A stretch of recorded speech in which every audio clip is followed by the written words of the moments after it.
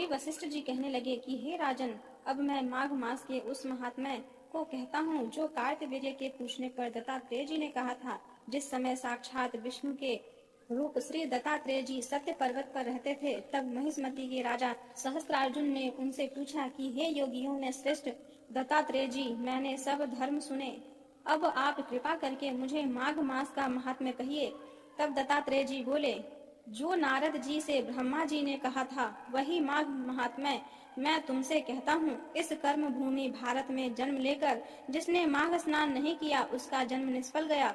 भगवान की प्रसन्नता, पापों के नाश और स्वर्ग की प्राप्ति के लिए माघ स्नान अवश्य करना चाहिए। यदि यह पुष्ट शुद्ध शरीर माघ स्नान के बिना ही रह जाए तो इसकी रक्षा करने से क्या लाभ। जल में बुलबुले के समान, मक्खी जैसे तुच्छ जंतु के समान यह शरीर माघ स्नान के बिना मरण समान है। विष्णु भगवान की पूजा न करने वाला ब्राह्मण, बिना दक्षिणा के श्राद्ध, ब्राह्मण रहित क्षेत्र, आचार रहित कुल, ये सब नाश के बराबर हैं। गर्व से धर्म का, क्रोध से तप का, गुरुजनों की सेवा न करने से स्त्री तथा ब्रह्मचारी, बिना जली अग्नि के हवन और बिना साक्षी के मुक्ति का नाश हो जाता है।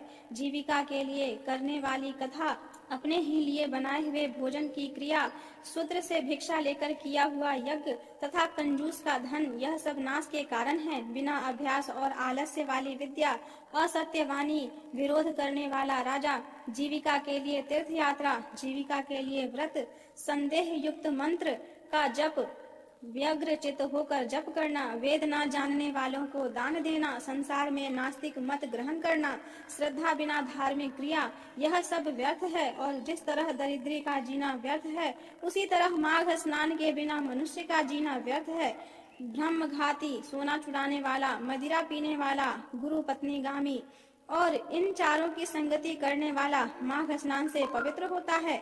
जल कहता है कि सूर्योदय से पहले जो मुझसे स्नान करता है, मैं उसके बड़े से बड़े पापों को नष्ट करता हूँ। महापातक भी स्नान करने से भस्म हो जाते हैं।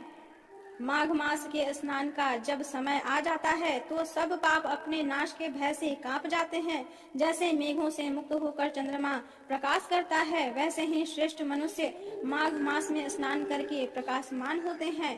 काया वाचा मनसा से किए हुए छोटे या बड़े, नए या पुराने सभी पाप स्नान से नष्ट हो जाते हैं। आलस्य में बिना जाने जो पाप किए हों वह भी नाश को प्राप्त होते हैं। जिस तरह जन्म जन्मांतर के अभ्यास से आध्यात्मिक ज्ञान की प्राप्ति होती है, उसी तरह जन्मांतर अभ्यास से ही माघ स्नान में मनुष्य की रुचि होती है। यह अपवित्रियों को पवित्र करने वाला बड़ा तप और संसार रूपी कीचड़ को धोने की पवित्र वस्तु है।